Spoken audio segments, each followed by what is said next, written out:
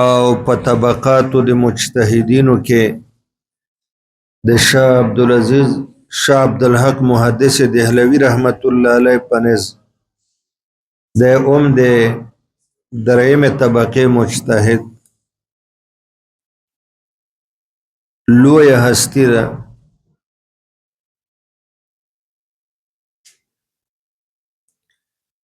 او ما ستاسو خدمت عالی کې د طحاوی شریف په حواله ځینې خبرې داسې وکړې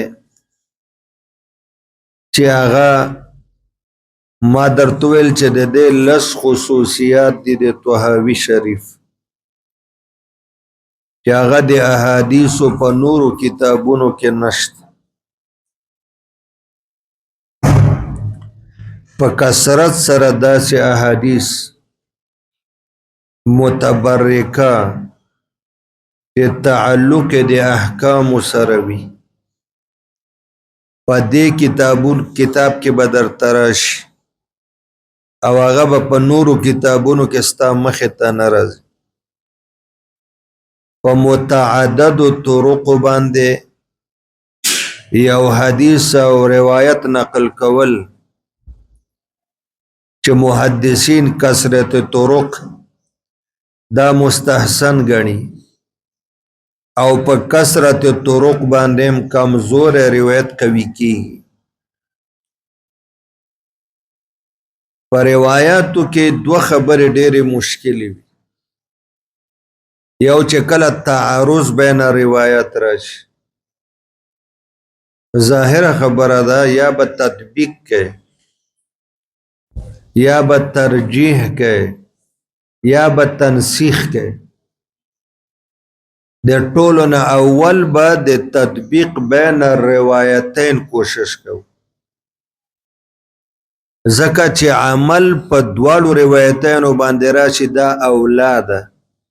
په نسبت د دې چې په یو روایت عمل وکړي او بل پاتې شي زمونږ د حنفي فقه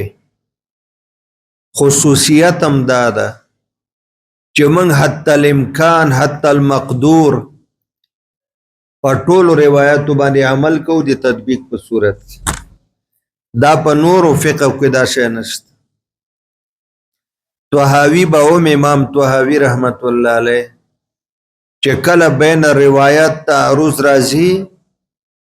دی به تطبیق کوشش کوي محققانه انداز باندې چې اعمال د اهمال نه اولا ده یو روایت چې بلا عمل پاتې کیږي پکار دادا چې عمل ور باندې وشي او محققانه انداز باندې نه کیږي بیا مراجح پیدا کوي یو روایت ته به ترجیح ورکي په بل باندې او کاغوم ونشي نو بیا به تنسیخي بیا به مقدم او مؤخر تاریخ معلومو د تاریخ د معلومولو نه پس به یو مقدم کو او بل به مؤخر کو مقدم ته به منسوخ وایو مؤخر ته به ناسخ وایو نن بیا زمانه هیره شو چې ما تاسو ته 15 شپږ منټه خیر ابو داود شریف نه مخکې به بیا درته ټیم درکو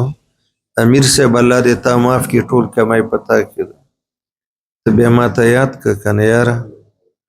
ما ویلی و چې د خالی ورځ نه به بیا تاسو ته دوه پیرړه وای بخاری شریف دواړه بیا به 15 شپږ ملټه که څوک وبس کې څوک اودس کوي بیا به دوه کتاب ورستو ځکه زیات ټیم منګه اول بخاری ته ورکو بیا دویم ته ډېر درانه دي هغه باندې نن بیا هیر شو نو ان شاء الله که نسیان او هیرانه و سبانه به بشک وګوره دغه شانته یو کس ته اوبو ضرورت دی وبس کی یا اودس کی یا بل څه تقاضا وي په هر تقدیر د تنسیخ لپاره بیا پورا تحقیق پکاري شیخ صاحب تنسیخ لپاره به څه تحقیق کوو تنسیخ لپاره به تاریخ ګوري چې په تاریخ کې کم روایت مقدمی هغه به منسوخ کې چې په تاریخ کې کم روایت مؤخری هغه بناسخ ځکه ناسخ د منسوخ نه مؤخری او منسوخ د ناسخ نه مقدمی ما ننسخ من آیت او ننسها نأتی بخیر ورا دا خیر نه مراد ناسخ ده کنه د منسوخ نه پس به موږ ناسخ راوړو نو اوله مرتبه کې به تطبیق دا کمال امام طحاوی کوي اعمال اولاد د اهمال دوهمه مرتبه کې که تطبیق نه کېده ترجیح و مرجح به ورته ګوري او په دریمه طبقه کې بیا دریم ځل باندې که ترجیح نه کېده ځکه ترجیح مرجح غواړي که مرجح نه و نو بیا خو په دواړو عمل کېدی نشي متعارض دي اجتماع د نقیضین راځي او تاسو ویلی چې اجتماع د نقیضین هم باطله ده ارتفاع د نقیضین هم باطله ده نو بیا به تنسیخ کوي بله فائده په طحاوی شریف کې ده تاسو به انشاءالله بفضل الله ومنه وکرمه دا درته په کتابونو کې راشي چې د یو حدیث نه بعد اقوال د صحابه او د تابعینو په محققانه انداز باندې د حدیث مرفوع متصل سند د وضاحت لپاره فتوی د صحابه او تابعینو تعامل د صحابه او تابعینو په ډېر عجیب انداز باندې دی راوړي دا په بل کتاب کې نشته مونږ ته خلک وایي احناف په ټوله فقه مذهب حنفي کې د هرې مسئلې دپاره قیاس او استحسان راوړي دی سره نقلي دلیل وینئ انا لله تشرط معانی الاثار شرح معانی الاثار مشکل الاثار کتاب الاثار تا ویلی ندی د احادیث اول کتاب چې 40,000 آس پاس احادیث پکې دا د احناف لیکلی ده ته د دې نه خبر نه مشکل الاثار تا نه ده ویلی معانی الاثار تا نه ده ویلی نو ته به د حنفي مسلک نه څه خبرې اعلاء السنن تا نه ده ویلی فقه علی المذاهب الاربعه تا نه ده ویلی دا واړه کتابونه چې دا ته ووایې نو تا ته به پته ولګي چې احناف په څه عمل کوي زمونږ د ټولو نه اول ماخذ و دلیل خو کتاب الله ده ورپسې احادیث طیبه دي هغې نه بعد اجماع او بیا قیاس او بیا تاسو هدایو کې ونه ویل چې قیاس کله مؤیدي کله مثبتی کله مظهری دا قدرت الله زه نه پرېږدم دنه تپوس خامخا کله مظهری قیاس ا د اظهار دپاره مظهر مثبت مؤید اکثر ځایونو کې صاحب د هدایه که قیاس راوړي هغه مظهر مؤید وي مثبت نه د ټولو نه پس بیا د دلیل عقلی راوړي و اما دلیل النظر قسم د که دومره تحقیق په بل چا باندې وي خو افسوس دا ده چې موږ دا کتاب نه وای توجه ورته نشته ډېره قال ابو جعفر احمد بن محمد بن سلمة الازدی د دې کتاب یو څو خبرې پاتې دي هغه زمن منځ کې لږ لږ بیا کوو داسې کتاب به هم رواني او د طحاوی شریف ځینې خبرې چې هغه کول ضروري دي او یادول بیخي اهم او ضروري دي زمونږ استاسو احنافو دپاره هغه به هم په جریان د سبق کې سره کوو د خیره ما درته وویلې چې تر دغه ځای پورې سلمه پورې د دې هغه ټول شجره نسب تر دریم نیکه پورې محفوظ ده اتفاقی ده نور هغې سره زمونږ هم کار نشته شرح ګوره نثر الازهار د دې شرح ده معانی الاحبار د دې شرح ده ایضاح الطحاوی د دې شرح ده نو دا ټول یو د بلې نخې دي تاسو هغې کې کتلی شئ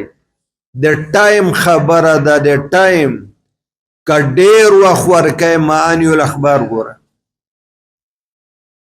که لږ درمیانه ټیم ورکوئ نثر الازهار ګوره که بیخي در سره ټیم کمی ایضاح الطحاوی ګوره دا درې معروفې شرحې دي بیا پروس کال دلته موږ سره یو عالم و مفتی احمد نور صاحب ما سره مظاهر العلوم کې مو چې زه تاسو نه جدا کېږم ما صحیح ده بیا هغه باندې طحاوي څه لیکل کړي ما ته وویل د مظاهر کې ولا چې تاسو په دې باندې لږ تقریض وکړئ نو په هغې ما تقریض هم ورته وکړه دوه درې ځایونه مې لږ نظر نه هم تېر کړه نو همدغه زیات نه زیاته استفاده په هغې کې د ایضاح الطحاوي نه شوې ده او معانی الاخبار نه شوې ده هغه هم د په دې باندې فیض الغفار دلته خو تېر کال قاري صاحب فري ورکړې طالبانو همت او قرباني وکړه قاری داود صاحب دامت برکاتو پیسې هغه ته د خپله جیبه ورکړه وی زما مدرسه کې د دورې طالبانو نه خیر پیسې ما اخله د کتاب د چې څومره کېږي بس چې څومره طالبانو واخیسته دلته دورې والا او دا ټولې په ما شو پیسې هغه ورکړې او کتابونه طالبانو واخیست چې کم یو تاسو ګورئ زمونږ د هغې شروع سره هم کار نشته حاشیو سره هم کار نشته زمونږ د دې کتاب سره کار د ابوابو سره دا مقدمه ده او خلاصه ده او مقصد خو باب الماء تقع فيه النجاست نه شروع کی دا کتاب الطهارت درا بشي وجه تقدیم په طحاوی کې ابو داود کې په ترمذی کې چې دا طهارت ولی مقدم کی ازد دا په یمن کې یو معروف او مشهور قوم ما درته وویل چې نیکونه دی هغه ځای نه راغلي مصر طهطوط او طها دوه قبیلې دي غټ قوم طها د وړوکې قبیله طهطوط هلته دی سکونت اختیار کړی دی وی سألني بعضو اصحابنا ما چې درته ووایي چې زه تفاولا دا کتاب شروع کړم او پاتې شو ځینې خبرې چې هغه ضروري دي او لا پاتې دي کول غواړي هغه به لږې لږې منځ کې کوو انشاء الله د دغه ځای نه غرض او مقصد د امام طحاوي رحمت الله علیه بیان د باعث علی التألیف ما باندې څه باعث و چې ما د طحاوي ولیکل باعث علی التألیف بیانوي باعث علی التألیف دو ما نه مطالبه وکړه ما نه خواهش وکړه ما ته اپیل وکړه بعضو اصحابنا زما ځینو دوستانو دې کې درې توجیهات دی علما کوي دوست شاگرد هم وایي زما شاگردانو ما نه دا مطالبه و درخواست راته وکړه اپیل او خواهش و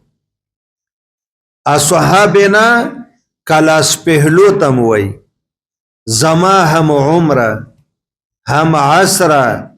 کلاس پهلو علماء کرامو زمانه مطالبه و او صحابینا زړه ته نږدې دوستان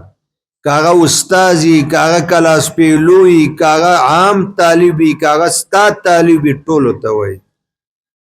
و د اهل علم و زمانه مطالبه وکړه ان ازع له کتابا چې زه مرتب کما ولیکم دوی دپاره یو کتاب تنوین راغلی تاسو پې باندې پوهیږئ عظیم کتاب زوخیم کتاب جامع کتاب مانع کتاب اذکر فیه الاثار چې زه ذکر کوم په دې کتاب کې آثار وګوره مولانا صاحب اثر خبر حدیث سنت دې کې مې درته فرقونه کړي ما درته وویل چې ما درته صرف د حدیث او خبر منځ کې فرق وکړه او په څلورو نسبتونو کې مې درته دوه نسبته بیان یاد خو دې که نه جنیده حدیث کا اقوال رسول افعال رسول ده او خبر قول د غیر رسول نو نسبت د تباین پچا چې حدیث صادقیږي په هغې خبر نه سوال غیر رسول قول او پچا چې خبر صادقیږي په هغې حدیث نه صادقیږي و تباین شو نسبت او دویم قول مې درته دا کړی چې حدیث صرف او صرف اقوال رسول او خبر قول د رسولی که غیر رسولی بیا مې درته نسبت د عموم خصوص مطلق وویل حدیث خاص مطلق او خبر اعم مطلق او دویم مې درته د حدیث او د سنت نسبت ذکر کو فرق حدیث مطلق اقوال افعال سنت هغه افعال چې واجب الاتباع نه هغه چې واجب الاتباع نه دا مې ویل کو نه ویل ځکه ځینې افعال داسې دي چې آقا کړي دي هغه نه صادر دي افعال النبی دي خو خصوصیات دی رسول الله علیه السلام هغې کې امت باندې اتباع واجبه هغه د حدیث اطلاق پې کېږي او سنت او سنت هغه اقوال او افعال چې واجب الاتباع مطلق مثال مې هم درته ویلی بیا هم په دې کې راغی نسبت د تضاد او بعضو بیا نسبت د مساوات او بیا مې د حدیث او خبر او سنت ما درته درې واړو کې اثر ورسره راواخله اثر بعضې وایي قول د صحابي ته وایي بعضې وایي قول د تابعي ته وایي بعضې وایي قول د تبع تابعي ته وایي منګه وایي حدیث خبر اثر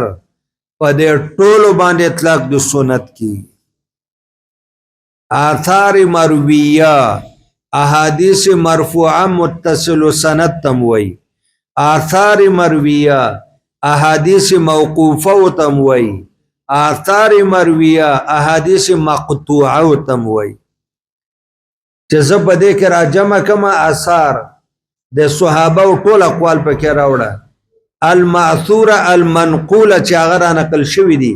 عن رسول الله د نبی علیه الصلاة والسلام نه فی الاحکام په باب د احکامو مولانا صاحب فقهاو کار احکامو سره ده که نورو سیرو سره ده غزوات و مغازیو من خو په هدایه کې دا نه ګورو البته نکاح هدایه کې سم و نیم هدایه دا کتاب السیر ده لیکن ډیر کم طالبان به ګوته اوچته کې چې موږ ویلی دغه اوله حصه هم نه ختمیږي حدودو ته یې ورسئ نورې ودرئ ما الحمدلله ټوله هدایه ویله کتاب السیر به مې پس له ماسپښینه طالبانو ته ویل سم و نیمه هدایه ده او ډیره اهمه ده او ډیره ضروري ده چې تعلق الاحکام سره التي يتوهم اهل الالحاد هغه حدیث چې ګمان کوي ملحدین د الحاد د کفر یو نه وره کنه الحاد کجروي ته وایي ملحد کجرو چې عقیده کې کجروي ده گفتار کې کجروي ده رفتار کې غلط تعبیلات تحریف کوي قرآن او حدیث کې هغه ته ملحد وایي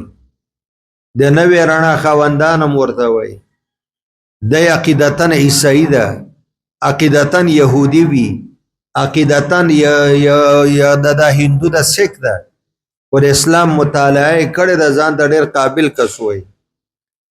او د اسلام توجیه او تشریح خلکو ته غلطه کوي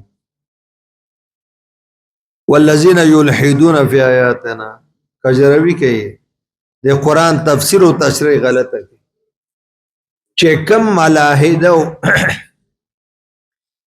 ملحد په معنا د مائل المائل من الحق الى الباطل الحاد میلان من الحق الى الباطل ملحد المائل من الحق الى الباطل والزعفت من اهل الاسلام او هغه چې ګمان کوي د احکام او د احادیثو په حواله ضعیف الاسلام مسلمانان چې عقیده کمزورې ده په عقیده کې ضعف او کمزوري ده هغه چې کم ګمانونه کوي ان بعضها ينقض بعضا چې په احادیثو کې تعارض ده ځینې احادیث متعارض دي د بعضو سره یو حدیث د بل سره څه ده او بیا دی څوی اذا تعارض تساقط چې هر کله یو حدیث د بل سره تعارض او تناقض ده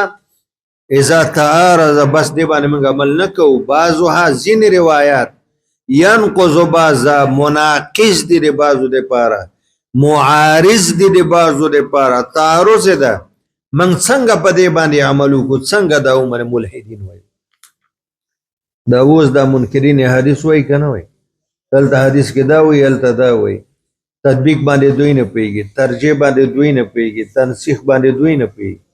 بظاهر عوامو ته وګوره دلته دا وایي موږ څنګه حدیث ومنو دا خو متعارض دی که دا قابل عمل واجب العمل وي نو تعارض پکې ولې دی وایي ما ته وایي داسې کتاب ولیکه چې د ملحدینو اعتراض هم ختم شي او چې کوم مسلمانان دي او په اسلام کې ضعف د په عقیده کې